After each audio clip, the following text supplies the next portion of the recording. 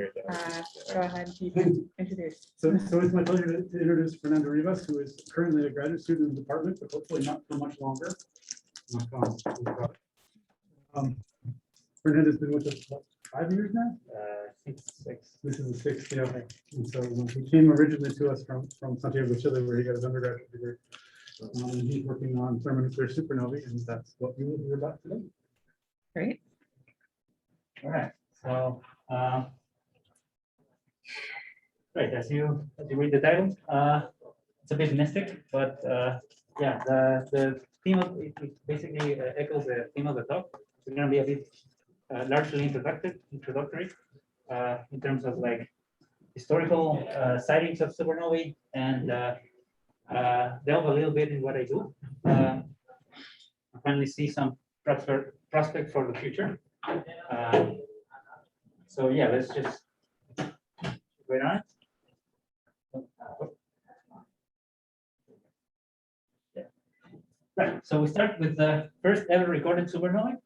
I'm using the term supernovae here to call something that that is a new star in the sky at night sky, but you can still see it through the day, which is quite a rare occurrence, as you will see. But yeah, these things have happened. Supposedly, they're supposed to happen twice every century, or more or less. But the chance of us seeing them are quite low, and you can see it by the recorded history that we have of them, right? So the first one is in, well, it's called retrospectively SN 185, but it was in the year 185. That's not a typo or anything. There's the first supernovas for which we have records. You can see it here on the left. This is a fairly recent picture of it, so they don't look like that at the start. But yeah, you can we can talk about some of the features that you get when you see one in the sky. You can observe them for more or less 8 months to almost a year and a half, and they shine between Venus and the sun, right? So they're quite bright. You can see them at day. And an interesting fact about this one is that it was recorded by both Eastern and Western empires, right? So the Romans saw it basically in the south of their empire, basically Alexandria, and the Chinese also recorded it. And yeah, in particular, the Chinese at that time, they had an imperial observatory because they thought that looking at things at the sky would grant some sort of divination about how the emperor would fare, or if it had the will of the heavens, as they said.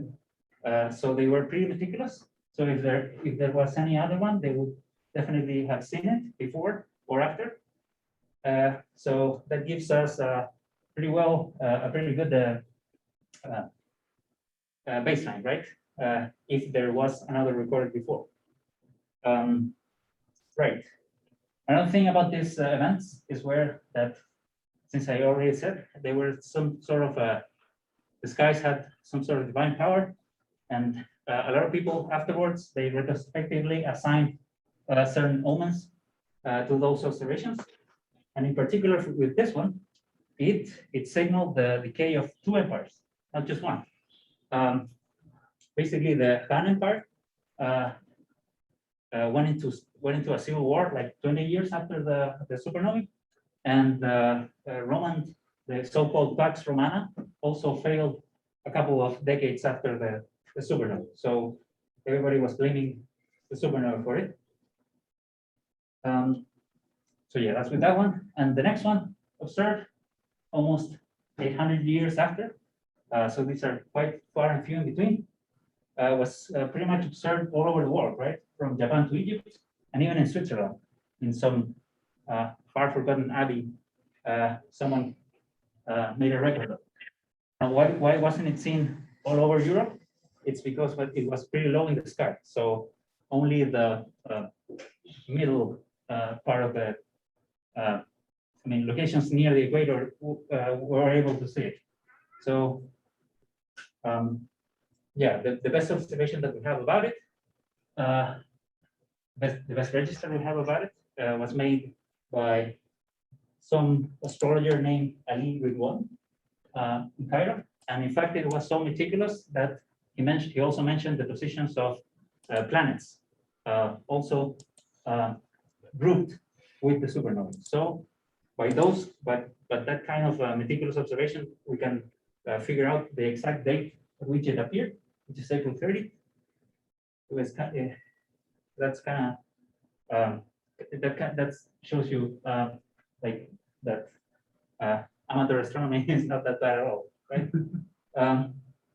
This was all done without any telescope or anything. It's just relative positions of planets and stellar cartography, basic stellar cartography. And you can see a picture of it, pretty old now, on the right, where it has expanded a bit. So next, we need to wait another 500 years for another one. This pair of supernovae, which is an extremely rare event, happened precisely in the middle of the 16th century, and it basically changed our notions of the sky. So, because right up until that era, we had something that's called the Aristotelian thought, which basically said that the sky was immovable, the sky was God's country or something, and the Earth was something different, made out of different stuff, right? So when you see the fixed stars and you see another star appearing on it, things get quite complicated. Now, this is still a time where you don't have any telescope or any type of modern, should we call it, technological improvement over just the plain eye. So you would measure this with sextants and these weird contraptions just to measure angles in the sky. So you can only register positions. You couldn't measure luminosities or anything like that, except relative luminosity, right? That's what we call magnitudes nowadays. So yeah, the most important fact about this pair of supernovae is that they were pretty far away, right? And they could tell that by calculating parallax, right? So I guess everybody knows what parallax is, but it's a relative motion throughout the year, throughout the Earth orbits around the sun, that shows you which stars or which planets are nearby or far away, just by the way that they wobble through half a year, right? So these two events didn't show any type of parallax, which was one of the main conclusions or main points made by the astronomers of the day about its nature, right? So it implied that this star was pretty far away, or it was along this immutable sky. And that was an earth-shattering moment for philosophers and astronomers too. You gotta keep in mind that in this time, astronomers were heavily associated with astrology, and they were basically magicians of the time, with a little bit of expertise in observation, not necessarily mathematics, but in this case, these two guys, Tycho and Kepler, were pretty adept at it, mathematics, I mean, and with these two guys' observations, we could figure out another thing, which is the planetary orbits, the shape of planetary orbits, and have a basic notion of stellar dynamics, basically. But even so, as erudite and intelligent they were, they still refrained from assigning supernovae the stellar status, right? They would still manage to evade the question or associate the supernovae with something that was closer to Earth and not in the faraway skies.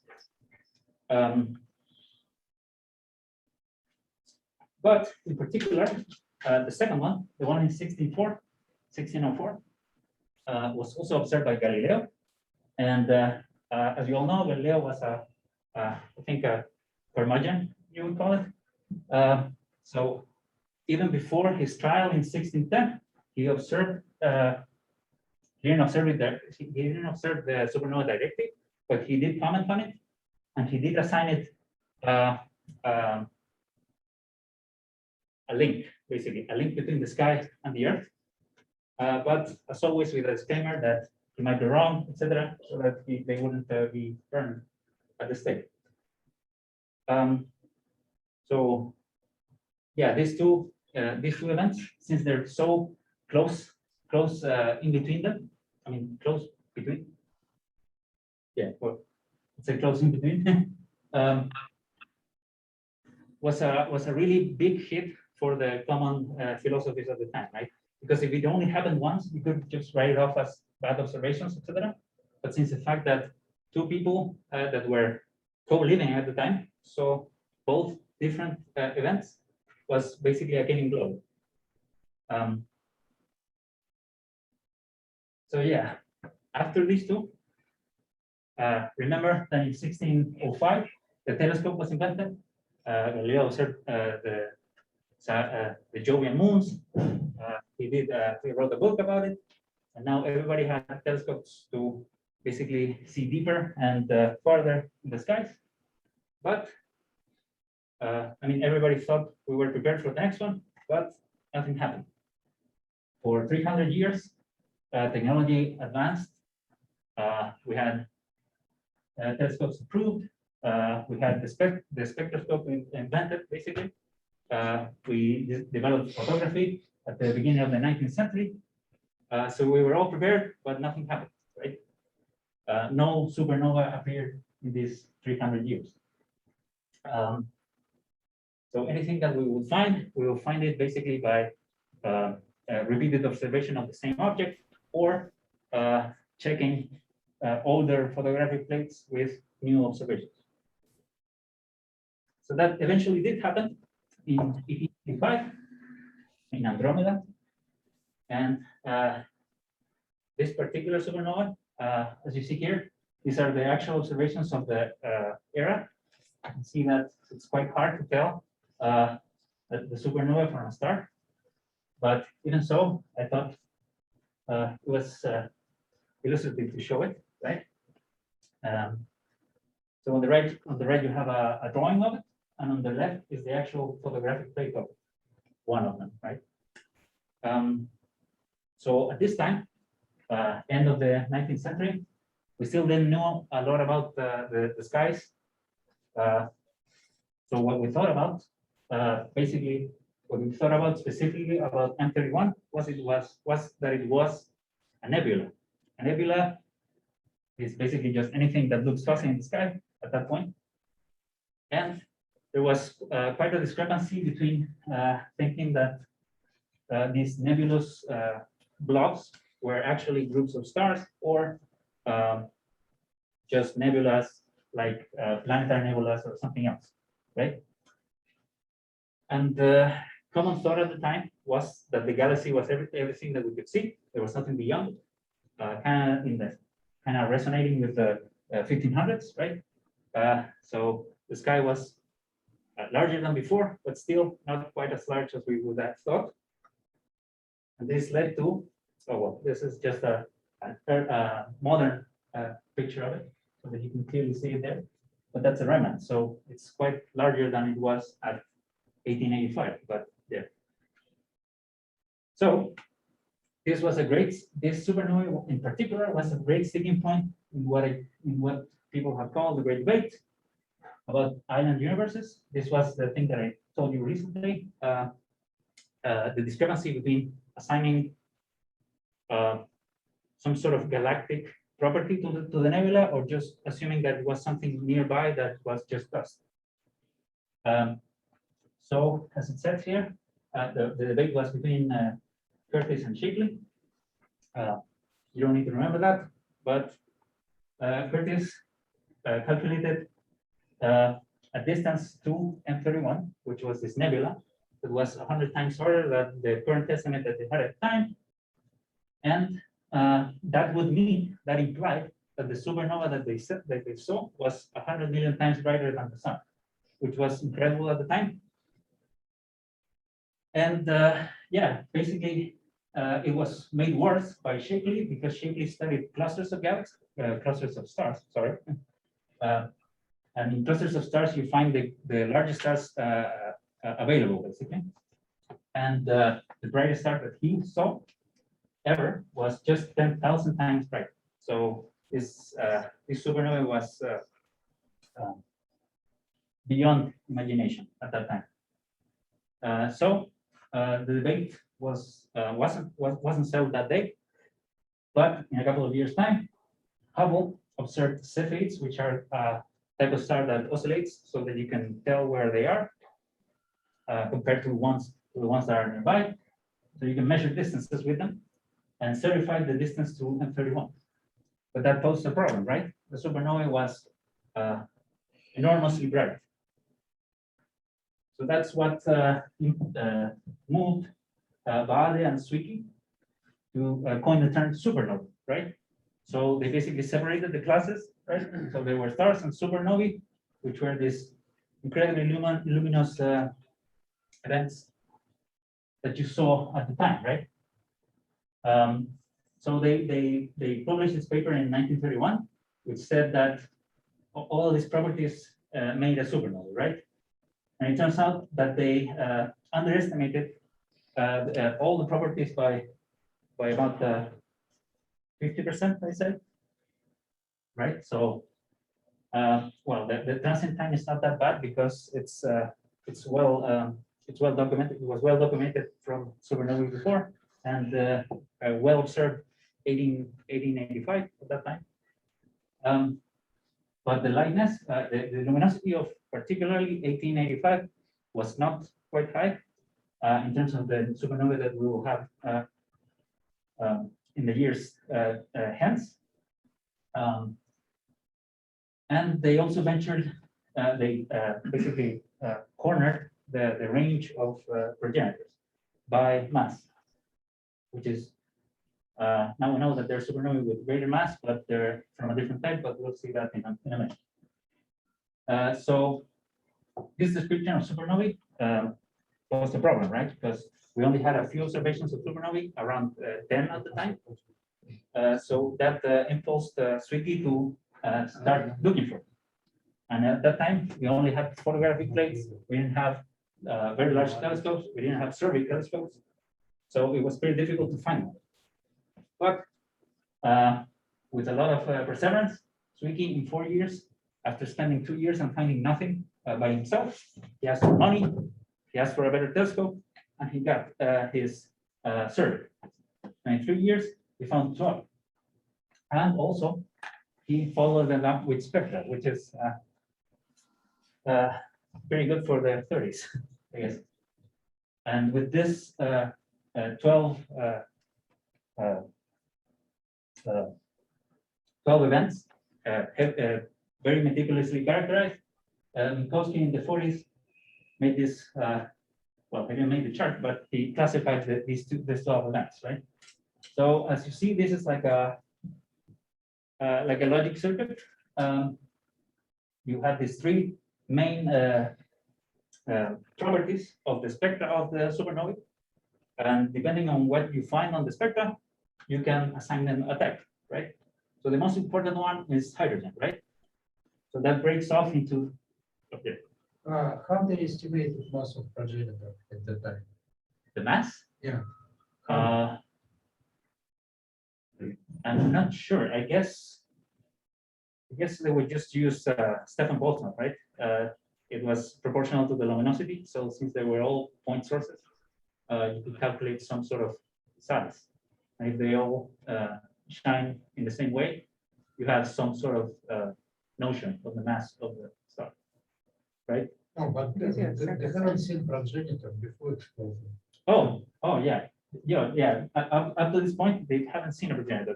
They just speculated that these stars were about that. They should be around that mass to shine that bright. But yeah, they didn't speculate about any explosion or anything like that, right? So yeah, maybe the distances weren't that. The distances were correct, but yeah, the massive progenitors. I don't know why they call them progenitors, but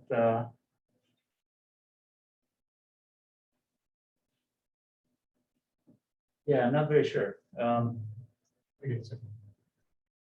okay.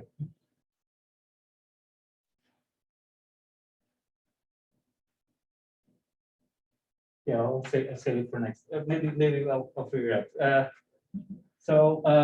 Right, the types.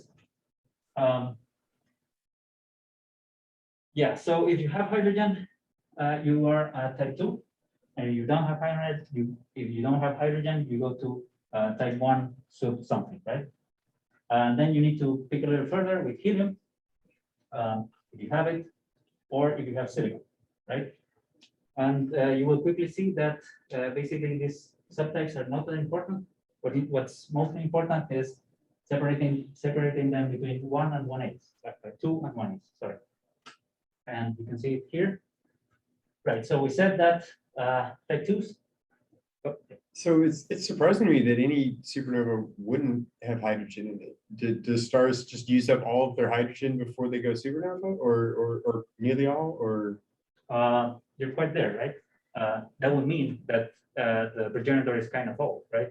Because it doesn't have any hydrogen left.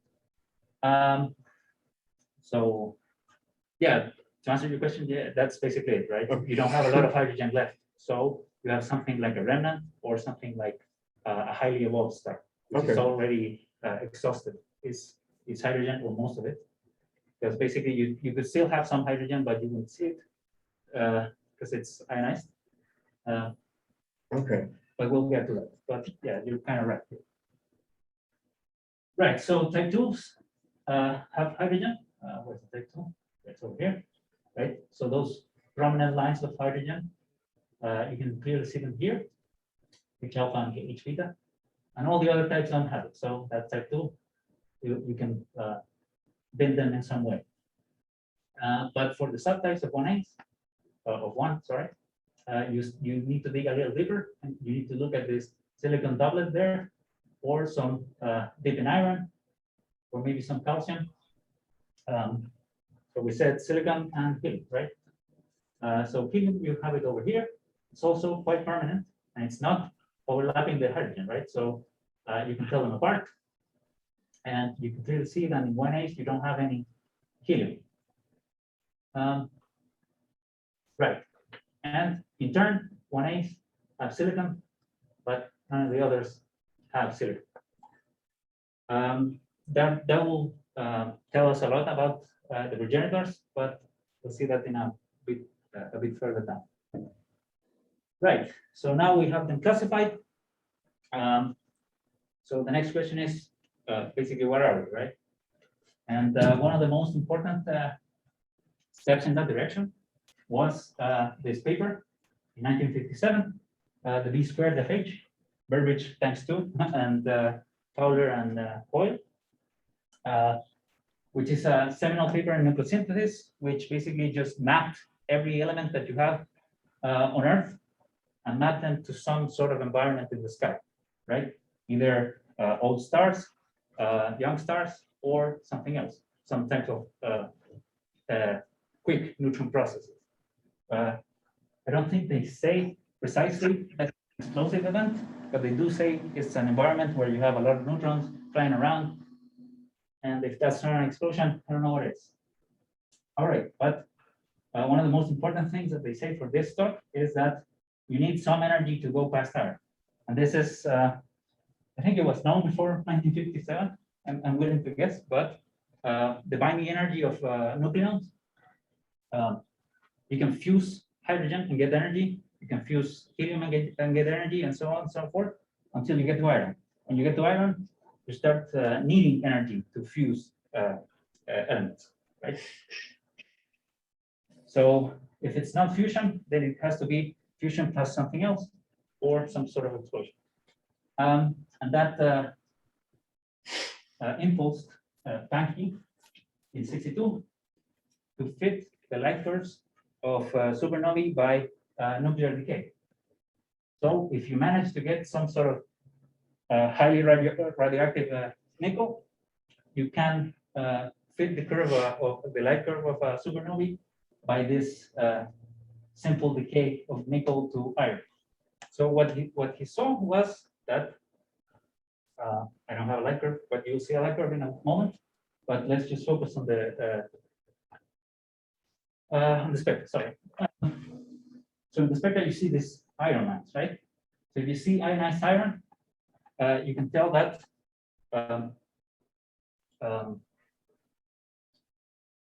well, iron was produced, right? But if you fit this with the light curve, you need some energy before you get to iron, right?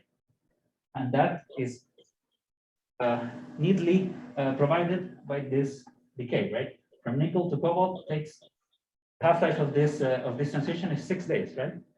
So since you have that the light curve, as we saw, is around 20 days, you have this ramping up of decay up until the maximum, and then you start decaying in luminosity, and it fits quite well with this 6-day decay.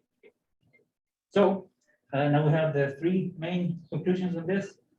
So you have a point source because you can't tell if it's growing or not since it's too far away.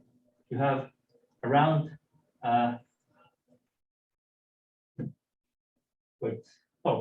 also in the fit you need to imply or you need to assume that you have around a solar mass of fuel.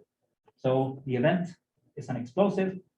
It's an explosive event that burns around a solar mass of fuel, and it's a point source.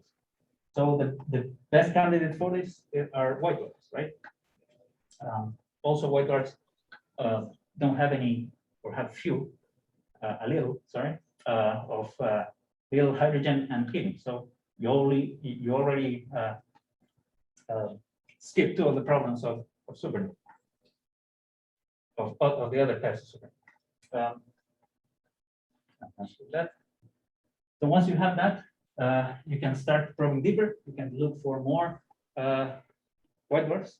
You can start surveying them, like checking on them every once in a while, so to see if they explode, and go back once you find one and see if there was a white dwarf there. Yes. So after the 70s, we start getting these space-borne increments. You can get X-ray, gamma ray, but still in the 70s, there weren't like all sky surveys and stuff like that. But it's still a good way to characterize these events. You have the 4-meter telescope generation, and you're being set up. I mean, you set up this baseline of technology, I guess, to start looking for supernovae that are further and further away. Since you can detect them and follow them up with spectra, I hope you all know that from the spectra you can get some measure of distance. So if you see them, if you detect them and you get a spectra, you can get a distance. And that stemmed the 1994 high C supernova search. And the result from that is this, right? This was a Nobel Prize in 2011. And basically just took around 40 or 50 supernovae and constructed this curve, I mean this scatter plot, and you fit it with your cosmological assumptions of the universe. And since we have these observations of some luminosity of the supernovae and and its spectra shows you its redshift, you can construct this like luminosity distance plot. What is the y-axis? Oh, the y-axis is the effective magnitude, which is basically just the magnitude that you see, but you subtract from it the things that are in between, say dust or reddening or some property of the telescope itself.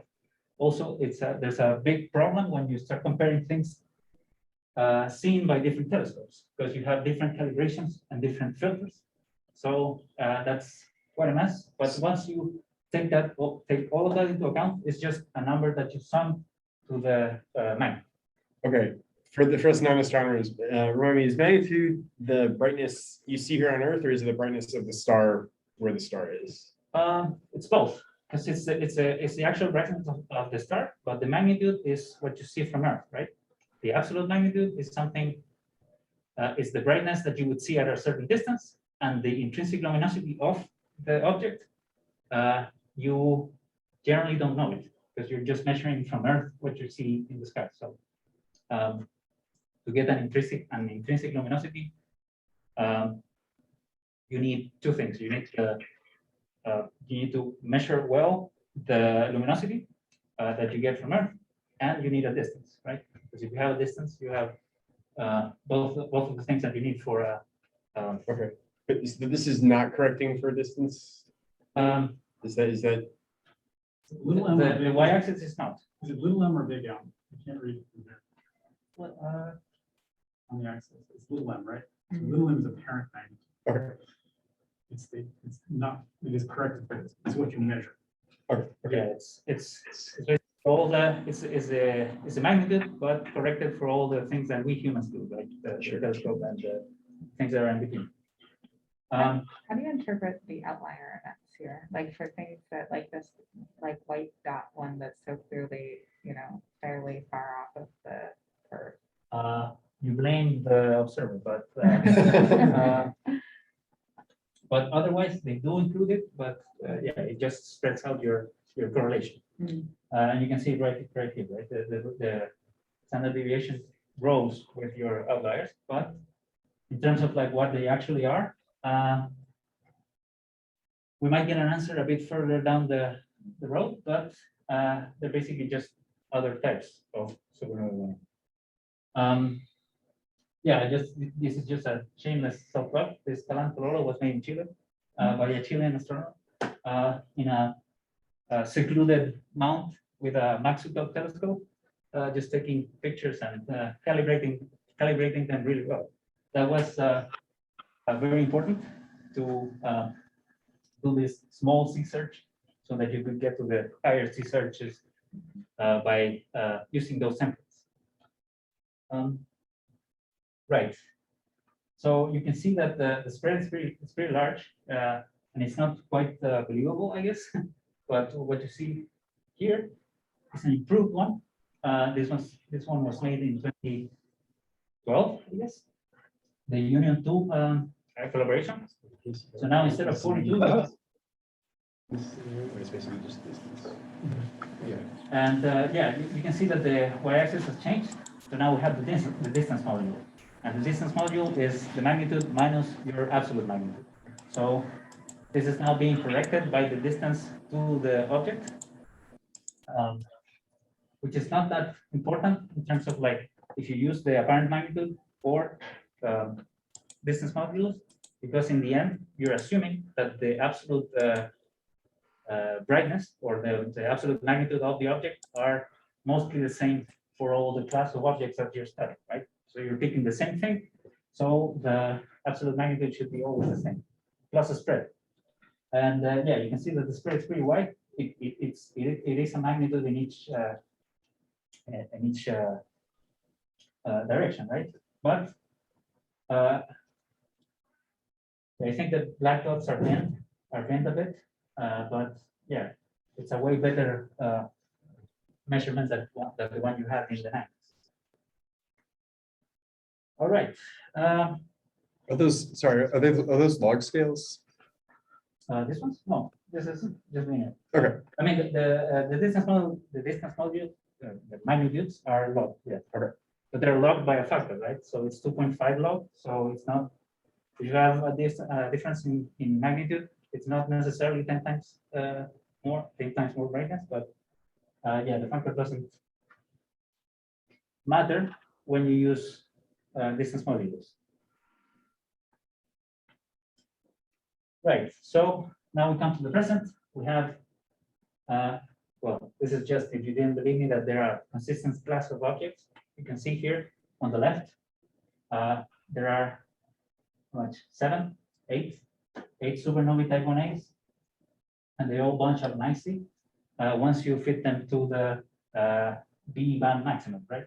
Once you correct for the timing that you're observing them, you see that they fall in line pretty nicely. And in fact, the relationship that you use to calculate cosmology is just the distance between, I mean, the shape of this first peak, right? You can see that the relation doesn't hold a bit around 2 months after the explosion, but yeah, it fits pretty nicely in the first or around maximum, which is where you're most likely to see it too. So it's all good. And on the right, you have something, you have the spectra of the same object, well, of different objects, but yeah, they're a consistent class of objects, right? They all have the same silicon line, no hydrogen, no helium, and they all fall down nice. I mean, this is so easy. I mean, so obvious, I guess, that a computer can do it, right? And so far, and that's basically what they did for a couple of decades so far. So yeah, once you have this consistent class of objects, you can start inferring what they give back to the galactic environment, I guess, and you get something like this, right? So don't mind everything else. I just want you to mind the I forgot the color. Gray, yeah, sorry. The gray color concentrates, let's say, around this iron group elements, right? You have magnesium, iron, cobalt, stuff like that, nickel. You can see that the yields from supernovae type 1A, let's just call them supernovae for now, are bunched up around iron group elements. This is a cool realization, I guess, right? That this single type of object is responsible for most of the iron and nickel that we see in the universe, most locally in Earth, right? So basically, supernovae 1A are the constructors of everything, right? Because what you do with these types of elements is everywhere, right? Stainless steel, some parts of phones, etc. But yeah, with steel, you're good. Now, with all this huge amounts of data that we've collected since the 2000s around, you're gonna get a lot of outliers, and this was readily apparent even before this 1999 paper that there were outliers, right? It was difficult to get a consistent class of objects because most of the objects were very different at different stages of their detonation, right? So what I'm showing you here is the spectra around maximum, right? So when it's brightest, they're all kind of the same. But once you go further down or further back, you start to get a lot of weird stuff. That's what's called the supernovae soup. The resolution is not that good, but you can see over here in the gray, you have all the normal and natural supernovae 1As. This black curve is the Phillips relation, which just is the cusp of the event with the rate of decay, right? So the slope here. So you have it here. You have the group of normal objects, and you have a lot of different weird stuff, right? So on the left, you have CSM supernovae, which is basically when a supernovae blows up near something, so that it interacts with its spectra. You have Super Chandra supernovae, which is basically a very large white dwarf exploding. So you get very luminous events. And you have all these SU down here, which are basically things that at maximum look like 1A, normal 1A, but early you have different types of emissions, like extra UV emission, extra lines of something else, say calcium, or something like titanium. You can see titanium before maximum and afterwards. And also you have the fast decliners over here, which are basically really prompt detonations. So if you see it as a light curve, you would see that this mount basically is very narrow. So it just goes up and then it comes down really, really, really quick. But in the spectra, you see something like a supernova. So where are they? Where do they come from, or what are they made of? We still do not know for sure. Right. So so far we've managed to infer that supernovae 1A are white dwarfs exploding. So how does the white dwarf distribution look? And that's what you see here. These are, you have on the bottom, you have mass, and on the y-axis you have frequency. So what you see here is that most white dwarfs in the universe, basically on the, well, this is the local universe, but you can extrapolate, are basically not that massive, right? So 0.6 to 0.8, right? And with these condiments, basically you need to bake this supernovae cake. What's the difference between the red and blue and the black curves? Yeah, this is a sub-separation, right? Because when you see spectra of white dwarfs, you might see some hydrogen or some helium, right? Okay. So the most numerous, I think, are the hydrogen ones. Well, you need to It's fine, keep going. you will need to integrate this curve, right? But yeah, the helium covered, let's say, white dwarfs are less than the hydrogen ones. So the black curve is the total distribution, and the blue, yeah, they should be the same. Yeah, yeah. So the black curve is total, and the red one is hydrogen, and the blue one is helium. So That's like with this, their outer atmospheres, hydrogen and helium. Is that? yeah, basically, Okay. is what you're pointing at, right? It's like, Okay, yeah, pointing yeah. a laser, right? You're pointing to a white dwarf, and you see that it has a sheath of hydrogen or helium. So they have very steep gravitation gradients because they're Yeah. mass of the sun packed in the size of the earth. So there's chemical diffusion on a very strong scale. So lightest elements possible end up on the outside. So if there's any hydrogen in the system, you get a surface layer of hydrogen. Okay. The only way you get helium is if there's no hydrogen, all there is helium. Even rarer ones that have neither hydrogen and helium, they're just carbon dioxide. So, Right, so with these condiments, we need to come up with an idea or with a way that they blow up or that they produce supernova 1A. So you have these three main formation mechanisms, which is basically having a huge white dwarf explode, something lighter, or having two white dwarfs themselves crash into each other. So those are the three ways that you can get to some sort of one solar mass detonation. You can also have a companion, right? Because most of the stars are binary. So once you get a white dwarf with a companion, you have the conditions for it to blow up. Otherwise, they would blow up on their own. That doesn't happen very often, if at all. So depending on the type of the companion, you can get a lot of different materials on the white dwarf to make it explode. But in general, and so far, the best way to do it is to latch helium onto it. Because hydrogen explodes very readily, so it's difficult to add mass to a white dwarf or make it explode hard enough to make the white dwarf itself explode. But helium is a bit more well behaved, and it's midway between hydrogen and carbon. I guess you could pile up carbon on another white dwarf, but that's very difficult to do because there's not a lot of companions that can throw a lot of carbon at you.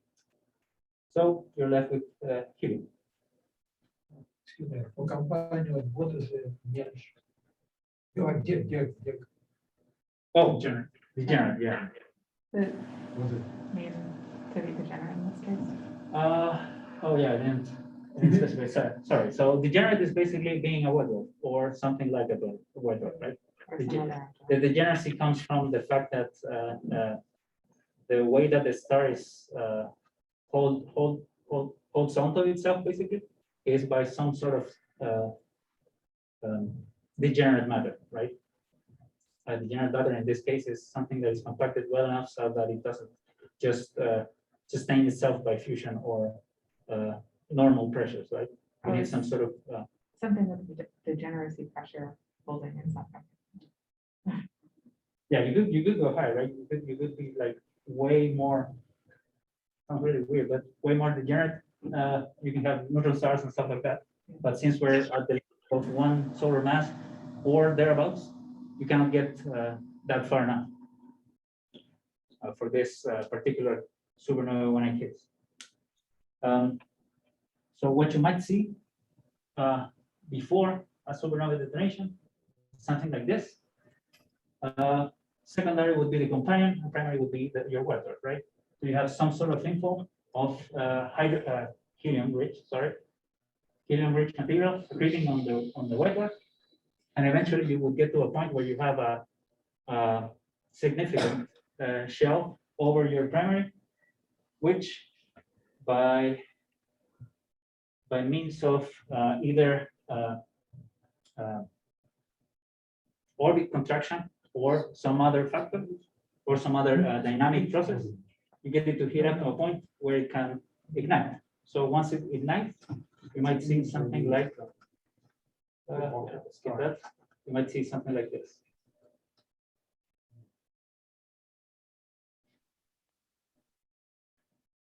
What you see at the middle is your white dwarf core, and what you see wrapping around it was helium burning.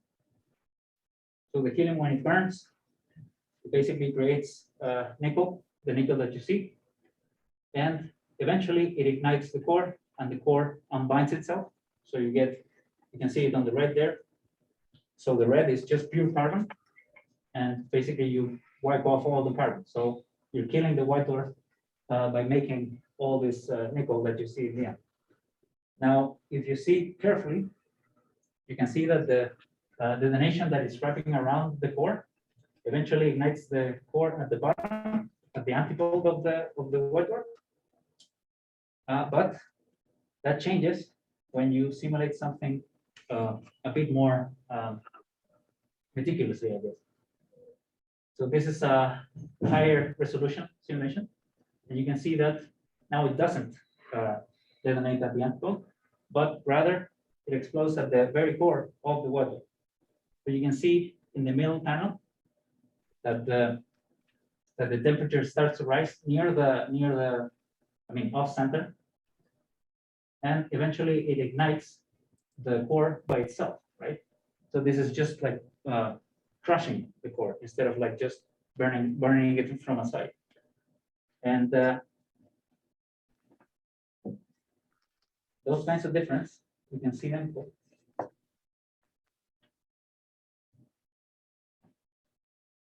You can see them afterwards, after the fact, right? So on the left, you have the case that you see that you saw first, and on the right, you have the newer core case, right? So what you see here are slices, like angular slices within the domain, like from the top, at the middle, and at the bottom. And you can see that when it blows up from the side, you still get this, you can see it pretty well, but this line is helium. You can see there's a lot of helium at the top, coming from the bottom once you ignite it from the antipode, right? But if you ignite it from the core itself, you get something that is more even, right? So the black here is the nickel. So there's nickel on top, a bit of nickel on top, and there's nickel on top on all the slices, right? So you have a more homogeneous detonation instead of like just this polar phenomenon. And as you saw in at the start with the remnants of the supernovae tend not to be weirdly shaped. They're basically spherical. So that would mean that this scenario is more likely to happen, or more likely to be closer to the actual supernova event.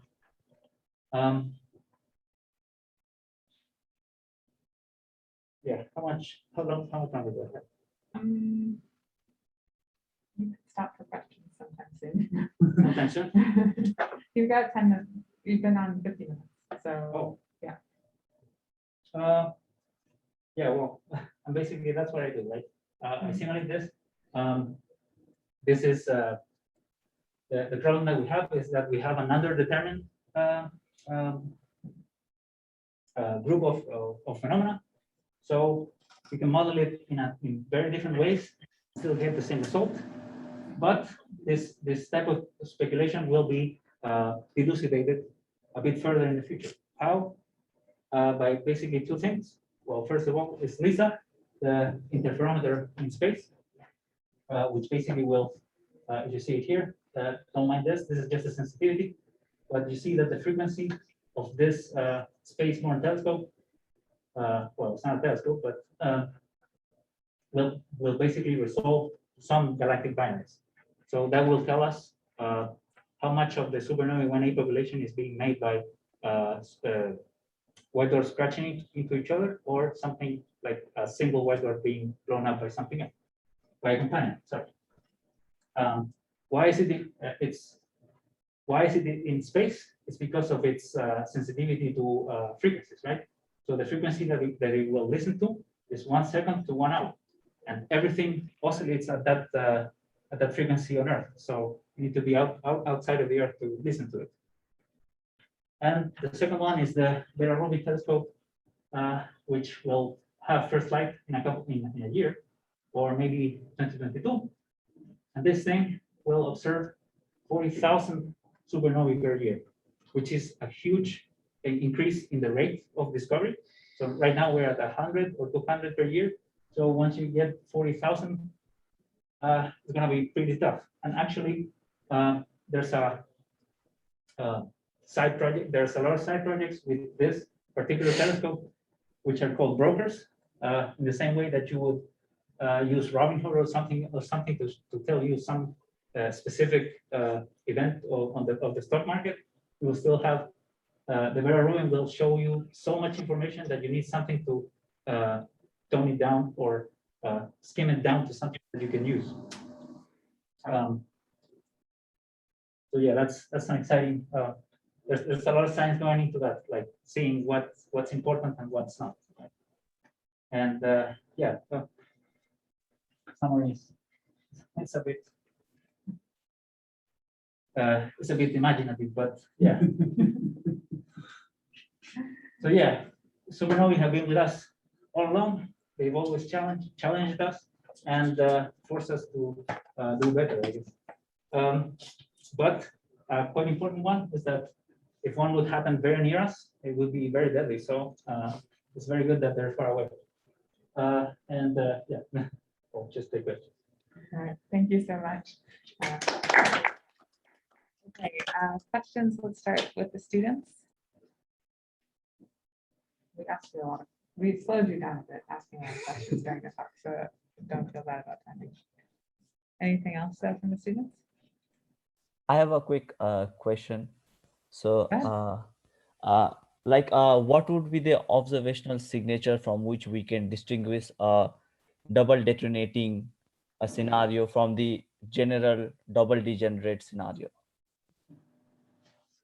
In particular for the double detonation, there's not a lot of info, but the very separation between the double white dwarf rate and the normal, say, companion and white dwarf binaries would be telling, right?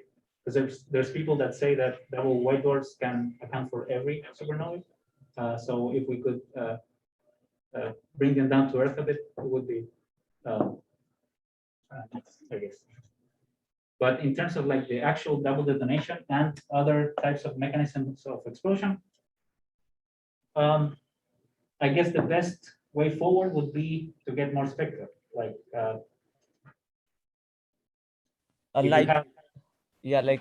Is there a particular, let's say, observational signature? Like, I'm assuming that if there is a failed detonation, then we would have a hypervelocity void of moving and stuff like that in double detonation. But is there like any other, like if the double detonation is successful, then how, like, is there some way of distinguishing it from the usually known double degenerate scenario?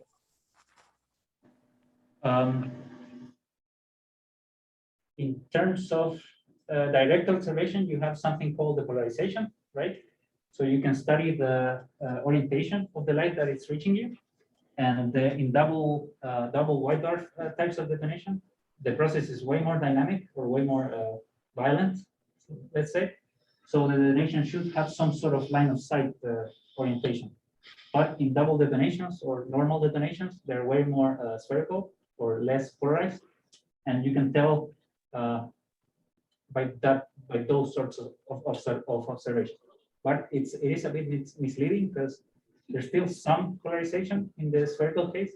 So it might be that an info of white dwarf against another could eventually even itself out. But yeah, I mean, in terms of like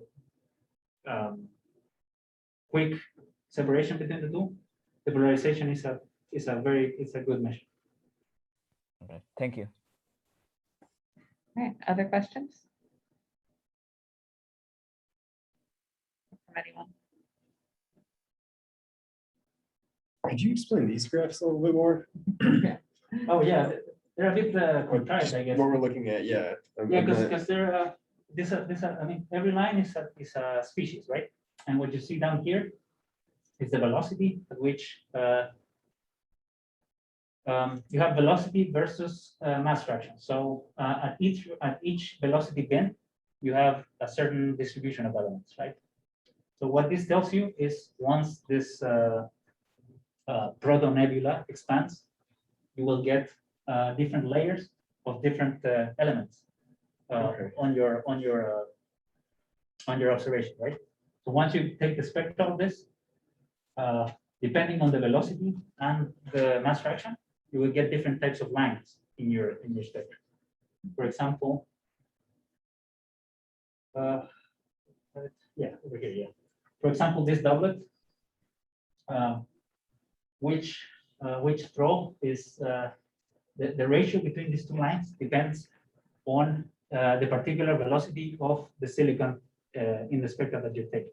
So if you vary the speed, but by that I mean the way that it's mixed in your explosion, you will get different kinds of feature for the silicon. And what else you can say about this? Yeah, you can also see directly from this type of presentation is that low velocity bins have mostly helium, and they still have carbon announcements. So what you have is that some part of the core hasn't blown up or hasn't burned, and you have helium mixed everywhere, which is a particular a property of a subset of supernovae, which is, I mean, current, I guess. Why is there such a sudden turn on for, I guess, nickel maybe? I can't Yeah, figure it yeah, out. black is nickel, yeah. Yeah, so what happens with that velocity? Yeah, since this is velocity, it's not particularly telling about like spatial separation, right? So what you see that with this abrupt speeding of nickel is that there's no nickel that is going slow. So I mean, nickel is basically produced everywhere, and nowhere in the domain is what do you call it, like mixed with some core composition, right? So basically, this means that everything has burned already, and it's all flowing out. There's no, I wouldn't say stable nickel, right? Zero velocity. I guess. So, Nickel is also the end point of the burning sequence. So the stuff that's been burned to nickel is the hottest stuff. It's Okay. got the most energy. That's why it has the highest, tends to have the highest velocity. But it tends to be pushing out faster. The nickel does? Isn't that not what that shows? Well, but then it pushes on the surface layers. And so the unburned material above it. So it's the piston that's driving everything. Okay, And then the other stuff that's above it is material that didn't get burned in the process. I see. So it like that creates the, okay, I think I understand what you're doing. Yeah.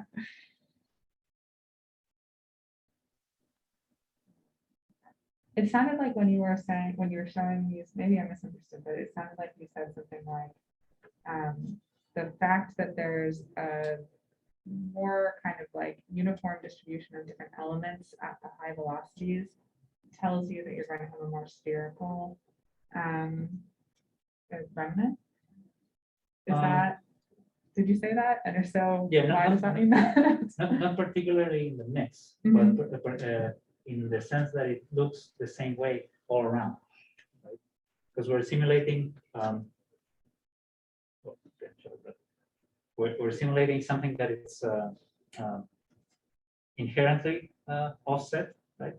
Because you're exploring from the pole and then exploring from the end pole. Mhm. So the goal is to make it as smooth as possible, right? Or as less polarized as possible. And yeah, a good sign of that is that once you end the simulation, you have everything looking the same everywhere. I mean, from all sides, not everywhere. Okay, so this is just because it starts at asymmetric, so if you did. I see. Right. Why is there a sharp cutoff on the right side? I would have kind of expected a long tail. Uh, I don't have a good reason for that. Yeah, not necessarily, yeah. Because you're measuring velocities within the domain. So after the explosion goes off, everything is moving at least as fast as. So these are velocities from when? Oh, from right after the end. So once I show you, yeah, for example, it's beyond this, right? It's after the whole thing has become unbound.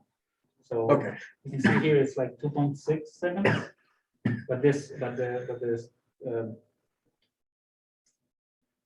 but the lineouts are from I mean the binnings are from like 2.7 or 3 seconds even. But yeah, you don't see a lot of evolution after this. You only see some spreading of it. But yeah, I guess the big sharpening would be the binning, right? So from one bin, you go from 15,000 kilometers to, I don't know, 18,000. That's a lot of cutoff, I guess.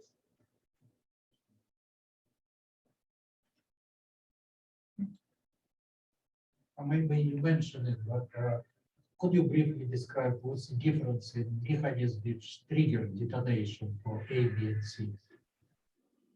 Initial push. In terms of like progenitor, you mean? I think it means for type 1A, type 1B, and type 1C. Yes. Yeah, the difference in? Sorry. Which mechanism which triggers detonation because it's some moment. Oh, yeah. Yeah, I mean, I guess it's a misnomer to call them 1Bs and 1Cs because they look more like type 2s. So Yeah, the naming scheme, this is a typical astronomy problem. In astronomy, you see something, you describe it, you break it into categories, and then hope that physics explains the categories. And in this case, it doesn't. So it's red giant to the. Yeah, so all of them. So 1Bs and 1Cs are stripped massive stars. So the hydrogen's gone, you have only a helium shell or even only a carbon oxygen shell. But it's otherwise a normal type 2 supernova. This would be stripped together. So Only 1As are one B, no white dwarf. No, only 1As are white dwarf. And what's the difference here? So 1Bs and 1Cs are almost the same, except that 1B has some helium left on the outside and 1C has no helium left on the outside. They're really So short. you said there is no white dwarf here. There's no white dwarf here either. Only so 1A, there- only 1As are One A white is dwarf. white dwarf. Only 1A. I guess we need Here, to. one more time. They're massive stars that have been stripped of hydrogen in Yeah. 1B case. Two, and to be honest, I dozed off. By mass loss or by projection. Yeah. It was actually pretty interesting, but Question, or do you want to mute yourself? Yeah, there's like a difference between what we call a white dwarf and what we call a stripped core. So a Yeah, stripped but core, the question who's stripped Have a the good core day. question. good. it could be some sort of for example, No more wrecks. no, In touch with the insurance people. Sorry. Bill, I'm not logged in. Bill, can you mute yourself? Uh-huh. Sorry, carry on. I'll log in. So Uh-huh. These are actually mostly the, All right, they'll be in touch. also in that star, the solar wind is 1,000,000 times stronger. Yes, yes. And so you lose, literally, you lose enough mass from the solar wind. What's the weather like down there? And I think that can also happen for the UC. So these are the type of star called for A stars. It's Kinda huge. nippy this morning too. Playing tennis. Are carbon oxygen, that's even stricter than helium. But in addition to that, there are also some evidence of stripping. But there is still, even the stream, there is mechanism of mass transfer from one to another. And one of them detonates. No, in 1B1C, it's 1B1C is exactly a normal type 2 supernova, except for what's happening in the envelope. They actually tend to be the most massive stars. That's why they've lost this envelope. The only white dwarf explosions are only type 1.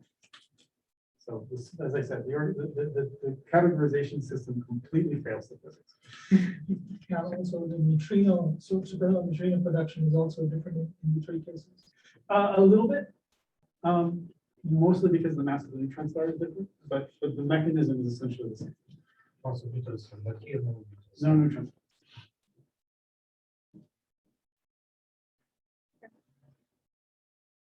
And 1A is the only one that explodes via accretion, right? So So one, yes, it's the only is the one that has that. One is fixed. the only one that Yeah. explodes by accretion. Yeah. So basically you're saying that out of two stars, one of them is type 2 supernova, and then it's. What happens to the second one? It's just blowing. Actually, the first one would go as a type 1B because it's more massive, and the second one would go as a type 2. Later, because it's less massive. Later? Yeah. Not at the same time? No, It doesn't destroy it? no, it might just Survive. survive. Yeah, it'll survive.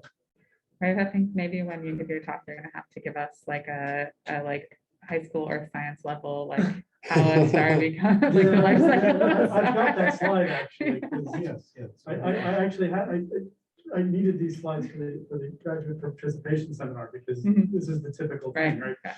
We have graduate students here who have, they did astronomy degrees essentially.